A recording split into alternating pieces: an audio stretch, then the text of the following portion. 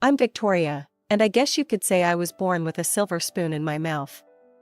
Not that we were filthy rich or anything, but my childhood was pretty damn good. Mom and Dad? They were like something out of a rom-com, always holding hands, stealing kisses when they thought I wasn't looking. We lived in this cozy little house in the suburbs. Nothing fancy, but it was home. Every weekend was like a mini adventure. Dad would pack us all into our beat-up station wagon, and off we'd go. Sometimes it was a hike in the nearby state park, other times a trip to the local cinema to catch the latest blockbuster. School was, well, school. I wasn't the popular kid, but I wasn't the outcast either. Just your average student trying to navigate the minefield of adolescence. I had a small group of friends, real friends, not those fake ones who only hang around when it's convenient. High school flew by in a blur of exams, awkward school dances, and late-night study sessions fueled by too much caffeine and junk food. Before I knew it, graduation was looming on the horizon. I remember sitting at the kitchen table with Mom and Dad, a stack of college brochures spread out in front of us. "So, Vicky," Dad said, his reading glasses perched on the end of his nose, "any idea what you want to do with your life?" I took a deep breath. This was it. The moment I'd been both dreading and looking forward to. "I want to be a cardiologist," I blurted out. Mom and Dad exchanged one of those looks that parents seem to perfect, a whole conversation without a single word. "All right," Dad finally said. "If this is what you really want, we'll make it happen." Getting into med school was just the beginning. The next 4 years were even more intense than undergrad. There were times I thought my brain might explode from all the information I was trying to cram into it. But there were amazing moments too. The first time I successfully drew blood from a patient, after a few embarrassing misses. The day I correctly diagnosed a heart murmur during rounds. The moment I realized that all this hard work was actually turning me into a doctor. Graduation day was surreal. As I walked across the stage to receive my diploma, I saw my parents in the audience. Mom was crying, of course, and even Dad looked misty-eyed. As we left the auditorium, Dad threw his arm around my shoulders. "So, Dr. Adams," he said with a grin, "what's next?" I took a deep breath, feeling the weight of the future on my shoulders. "Now," I said, "I become a cardiologist." Little did I know, my journey was far from over. In fact, the real challenges were just beginning. Fresh out of med school, I dove headfirst into my career at a private clinic in the city. The hours were long and grueling, but I loved every minute of it. I was finally doing what I'd dreamed of for so long, helping people, saving lives. As the months flew by, my hard work started to pay off. My bank account grew, and for the first time in my life, I had more money than I knew what to do with. On a whim, I walked into a car dealership one day and drove out in a sleek new sedan. It wasn't flashy, but it was mine, bought with my own hard-earned money. A few months later, I signed the mortgage papers on a spacious apartment in a nice part of town. As I stood in the empty living room, keys in hand, I couldn't help but feel a sense of accomplishment. I was living the dream I'd worked so hard for. With the holidays approaching, I decided to take a few days off to visit my parents. I hadn't seen them in months, and I was excited to share my success with them. But as soon as I walked through the door of my childhood home, I knew something was off. The house was quiet, too quiet. Mom and Dad were in the same room, but they might as well have been on different planets. The warm, loving atmosphere I remembered was gone, replaced by a cold, uncomfortable silence. At dinner, the tension was palpable. Mom and Dad barely looked at each other, let alone spoke. I tried to fill the silence with stories about work, but my words fell flat in the frosty air between them. Later that night, I cornered Mom in the kitchen while she was doing the dishes. "Mom, what's going on?" I asked, keeping my voice low. "You and Dad, you're acting like strangers." Mom's hand stilled in the soapy water. She didn't turn around, but I could see the tension in her shoulders. "It's nothing, honey," she said, her voice tight. "People change, that's all. Your father and we're just different people now." But I knew my mother. I could hear the pain behind her words. Mom, please, tell me the truth. She sighed, finally turning to face me. The sadness in her eyes broke my heart. Your father, he got a promotion at work a few months ago. With it came a personal assistant, a young woman. My stomach dropped. Mom, are you saying? She nodded, tears welling up in her eyes. He's been staying late at the office, more and more. I think she might be his mistress. I felt like I'd been punched in the gut. My dad, the man I'd idolized my whole life, cheating on my mom? It didn't seem possible. I'm going to talk to him, I said, anger rising in my chest. How dare he do this to you? No, Victoria, Mom said, grabbing my arm. I've already decided. I'm going to file for divorce. I've talked to a lawyer, everything's planned out. I stared at her in shock. Divorce? But can't you work it out? She smiled sadly. Some things can't be fixed, sweetheart. And I don't want you to get caught in the middle of this. I have no hard feelings towards your father, and I don't want you to either. These things, they happen in life. We need to be understanding. I couldn't believe how calm she was being about all this. If it were me, I'd be furious, devastated. But here was my mom, handling it all with grace and dignity. The divorce hit like a hurricane, leaving destruction in its wake. Mom, bless her heart, didn't go down without a fight. She demanded half of everything and extra compensation for Dad's infidelity. To his credit, Dad didn't argue. He paid up without a fuss. But the real kicker? Before the ink was dry on the divorce papers, Dad married his assistant. His mistress. My new stepmother. I nearly choked when I saw her. She couldn't have been more than a few years older than me. 22 years younger than Dad, for crying out loud. She was closer to being my friend than my stepmother. Not that I wanted anything to do with her. I kept my distance, limiting my interactions with Dad and his child bride to bare necessities. It hurt to see him with her, to see how quickly he'd moved on while Mom was still picking up the pieces. Just when I thought things couldn't get more complicated, life threw me another curveball. I got an offer to work at a prestigious clinic in another city.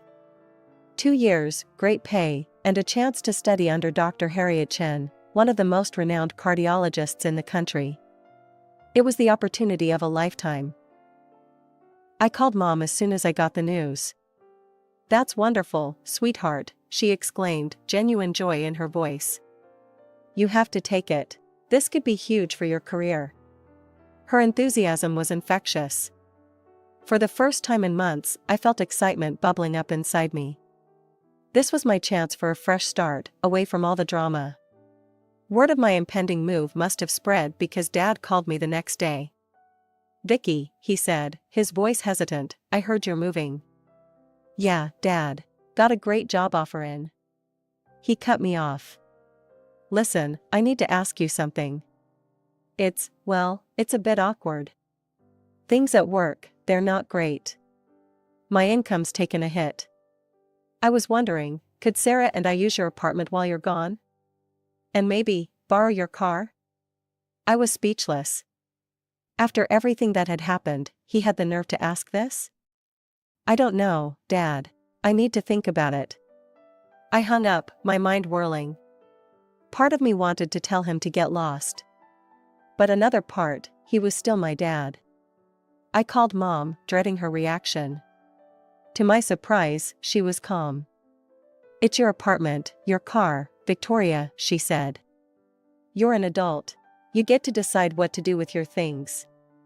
I won't be offended, whatever you choose. Her maturity made me feel small and petty. After a sleepless night, I called Dad and agreed. The day I handed over the keys was surreal. Dad looked sheepish, but Sarah, she had this smug look that made my skin crawl. As I handed Dad the keys, Sarah piped up. Well, isn't this nice? The keys finally returning to their rightful owner. She nodded at Dad with a simpering smile. I stared at her, then at Dad, confusion and anger bubbling up inside me. Dad quickly pulled me aside. "Vicky, honey," he whispered, "I need you to play along. I may have told Sarah that the apartment and car are mine. That I've just been letting you use them." I gaped at him, unable to believe what I was hearing. This man, who I'd admired my whole life, was asking me to lie. To pretend I hadn't worked my ass off for everything I owned. In that moment, something inside me broke. The last shred of respect I had for my father vanished. I looked at him, this stranger wearing my dad's face, and made a decision. Without a word, I turned and walked out of my own apartment.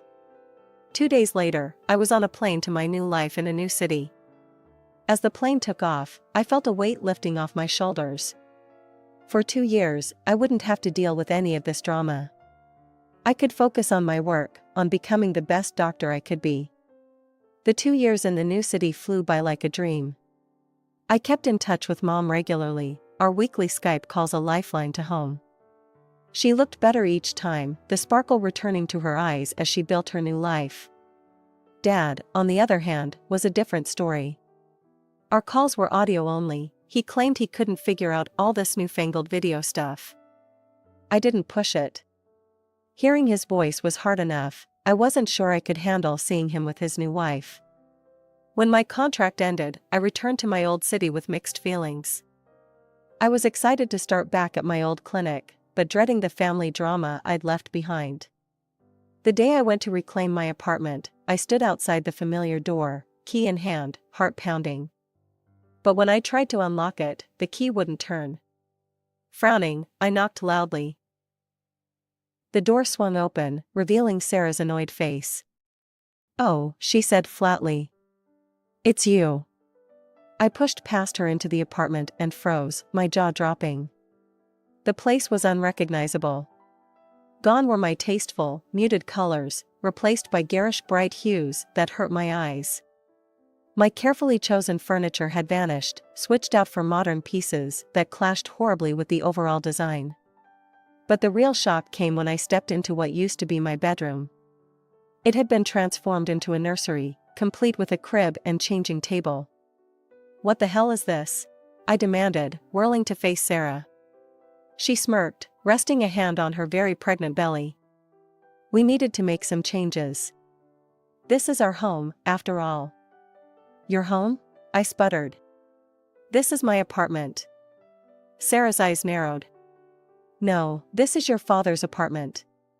He's just been letting you stay here out of the kindness of his heart. And now, as his wife, I'm the lady of the house." I opened my mouth to argue, to tell her the truth, but something made me hesitate. The sight of her swollen belly cooled my anger. I couldn't bring myself to stress out a pregnant woman, no matter how infuriating she was. I spent the next few hours seething, pacing the garishly redecorated living room. When Dad finally walked through the door, I pounced. "Dad, we need to talk. Now." He nodded, looking tired. "I know, Vicky, let's step outside." Once we were alone, I let loose. "What the hell, Dad? You let her completely trash my apartment? And what's this bullshit about it being your place?" He held up his hands placatingly. I know. It's complicated, sweetie." I couldn't bring myself to tell her the truth. "Things at work, they're not good. If Sarah knew we were living off your charity. Please, Vicky, don't kick us out. Not with the baby coming." I wanted to be angry. I wanted to scream and rage and throw them both out on their ears. But looking at my father, this broken, pleading version of the strong man I once knew, I couldn't do it. "Fine," I said through gritted teeth. "We'll figure something out." Relief washed over his face. "Thank you, sweetheart. Oh, and there's one more thing." I braced myself. "What?" "I may have given Sarah your car. When I found out about the baby, I wanted to do something nice for her. I'll pay you back, I promise."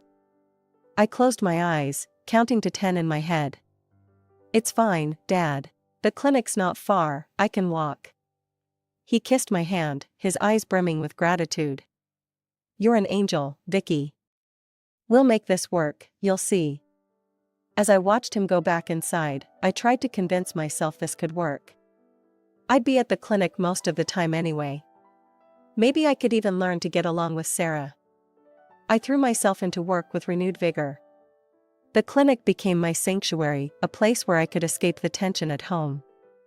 I'd leave before dawn and return long after dark, tiptoeing through the apartment to avoid waking Sarah or the newborn baby. 2 months into this routine, fate threw me a lifeline. I was grabbing a quick coffee at my favorite cafe when I quite literally bumped into him. Tall, with kind eyes and a crooked smile, Jake was charming from the moment he helped me mop up my spilled latte. "I'm so sorry," he said, handing me a wad of napkins. "Can I buy you a replacement?" One coffee turned into dinner, which turned into more dates. Before I knew it, we were seeing each other regularly. For the first time in months, I felt light, happy. Jake was funny, smart, and best of all, completely removed from my family drama. I started spending more and more time at his place, relishing the peace and normalcy. It was a blissful respite from the chaos at home. But reality has a way of intruding. One evening, I arrived home to find Sarah waiting for me, her face like thunder. "Where have you been?" she demanded, bouncing a fussy baby on her hip. I blinked, taken aback by her tone. "At work, then out." "Why?" She thrust a mop at me. "This place is a mess. Your father can't afford a housekeeper, so you need to pull your weight around here. I'm busy with the baby." Anger flared in my chest. "I'm not your maid, Sarah. I work 60-hour weeks saving lives. I'm not spending my free time cleaning up after you." Her face contorted with rage. "You ungrateful little freeloader. Living off your father's generosity and you can't even help out? Maybe we should kick you out, see how you like that." I couldn't help it, I laughed. The sheer audacity of her threat was almost impressive. "Good luck with that," I said, turning away.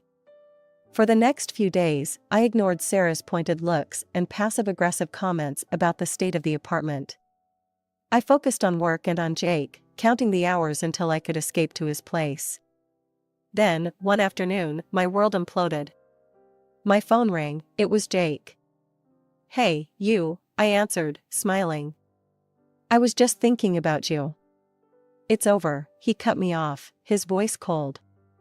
I felt like I'd been doused in ice water. "What? Jake, what are you talking about?" "Don't play dumb, Victoria. You know exactly what I'm talking about. I can't believe I fell for your act." "Jake, I honestly have no idea." "Save it," he snapped. "We're done." The line went dead. I stared at my phone, stunned. What the hell had just happened? Seconds later, a message popped up. It was from Jake, a photo. My heart stopped as I opened it. It was me, locked in a passionate kiss with a man who definitely wasn't Jake. Except, it wasn't me. The woman in the photo looked like me, but something was off. The hair wasn't quite right, the posture, not quite mine. Realization dawned, along with a wave of fury. Sarah. This had Sarah written all over it. I tried calling Jake back, desperate to explain, but my calls went straight to voicemail. Text messages bounced back, undelivered. He'd blocked me. I stormed into the apartment, fury radiating from every pore. Sarah sat on the couch, a smug smile playing on her lips. She knew exactly what she'd done. "You," I snarled, advancing on her. "What the hell have you done?" Sarah's laugh was like nails on a chalkboard. "It was easy, really. A little Photoshop here, a few messages there. You'd be surprised what people will believe when they're jealous." The casual way she admitted to destroying my relationship made my blood boil. "You fabricated that photo? And what messages?" "Oh, just a few posts on social media about how you're dating multiple men, looking for someone richer than your boyfriend. You know, the usual gold digger stuff." I was speechless with rage. How could someone be so callous, so cruel? Sarah's eyes narrowed. Now listen here, princess. You're going to start pulling your weight around here. Clean the house, do the laundry, take care of the baby when I need a break. Or else. Or else what? I spat. Or else I'll make sure your daddy knows what an ungrateful brat you are. He'll kick you out so fast your head will spin. That was it. The final straw. I threw my head back and laughed, a harsh, bitter sound. You really don't get it, do you? I said, my voice dangerously low. This is my apartment. I bought it with my money. You're the ones who'll be out on the street if you don't apologize and help me fix things with Jake. Sarah's face contorted with rage. She opened her mouth to retort, but just then, the front door opened. Dad walked in, looking tired and confused at the tableau before him. Sarah immediately launched into a tirade. John, you won't believe what your daughter just said. She's threatening to kick us out. After everything we've done for her. She's an ungrateful, selfish bitch and I want her gone. Dad's eyes met mine, pleading. He leaned in close, whispering, Vicky, please. Just go along with it. Move out for a while. We'll sort this out later. I stared at him in disbelief. My own father, asking me to leave my own home. Something snapped inside me. No, I said, my voice steady and cold. I'm done playing along. This is my apartment. You two have until tonight to get out, or I'm calling the police and having you removed. Dad's face darkened. After everything I've done for you? I paid for your education. Your fancy medical degree. And I've more than repaid that by letting you live here rent-free and use my car, I shot back. We're even. Now get out. Sarah was screaming obscenities, Dad was trying to reason with me, but I stood firm. I watched in stony silence as they packed their things, Sarah alternating between cursing me and sobbing dramatically. As they walked out the door, Dad turned to me one last time. You'll regret this, Victoria. Mark my words. The silence in my newly reclaimed apartment was deafening. As I sat there, surrounded by the garish remnants of Sarah's decorating spree, I felt a sudden surge of determination. No more sacrifices. No more adjusting my life to accommodate others' lies and manipulations. It was time to take control. With shaking hands, I picked up my phone and called the one person I knew I could always count on, my mom. Mom, I said, my voice cracking. I need to talk to you. I poured out everything, the lies, the manipulation, the final confrontation. Mom listened patiently, her calm presence a balm to my frayed nerves. Oh, honey, she said when I finished. I'm so proud of you for standing up for yourself. You did the right thing. Her words were like a warm embrace. Thanks, Mom, but I've lost Jake. Sarah ruined everything. There was a pause on the other end of the line. Maybe not. Give me Jake's number. Mom, what are you? Trust me, sweetheart. I've got this. Bewildered but hopeful, I gave her the number.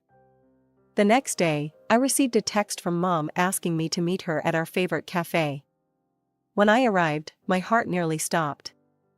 There, sitting across from my mother, was Jake. Mom waved me over, a mischievous glint in her eye. Sit down, Victoria. Jake and I were just having a lovely chat. Over the next hour, Mom laid out the whole sordid tale, Sarah's lies, Dad's deceptions, all of it. Jake listened, his face a mix of shock, anger, and shame. When Mom finished, Jake turned to me, his eyes brimming with remorse. Victoria, I'm so sorry. I should have trusted you, should have given you a chance to explain. I wanted to forgive him, but the hurt was still raw. You believed the worst of me so easily, Jake. How can I trust you won't do it again? To my utter shock, Jake slid out of his chair and dropped to one knee in the middle of the busy cafe. Victoria Adams, I love you. I was an idiot, and I'll spend the rest of my life making it up to you if you'll let me. Please, forgive me? The cafe had gone silent, all eyes on us. I felt a blush creeping up my neck, but looking into Jake's earnest eyes, I found my anger melting away. "Oh, get up, you big idiot," I said, tugging him to his feet. "Of course I forgive you." The cafe erupted in applause as Jake swept me into a kiss. Mom wiped away a tear, beaming at us both. Life has a funny way of working out. A couple of months later, we heard through the grapevine that Sarah had run off with a younger man, leaving Dad and the baby behind. She'd finally realized that Dad had no money or property to his name. Dad, in his desperation, tried to reconcile with Mom, but she refused him. 3 years passed in a whirlwind of love, laughter, and career success. When Jake proposed, properly this time on a moonlit beach, I didn't hesitate to say yes. Our wedding day was perfect. Mom walked me down the aisle, radiant with joy. As I exchanged vows with Jake, I caught sight of an empty seat in the back, the one reserved for Dad. He hadn't come. A pang of sadness hit me, but as I looked back at Jake, at Mom, at all the people who truly loved and supported me, I realized I had everything I needed.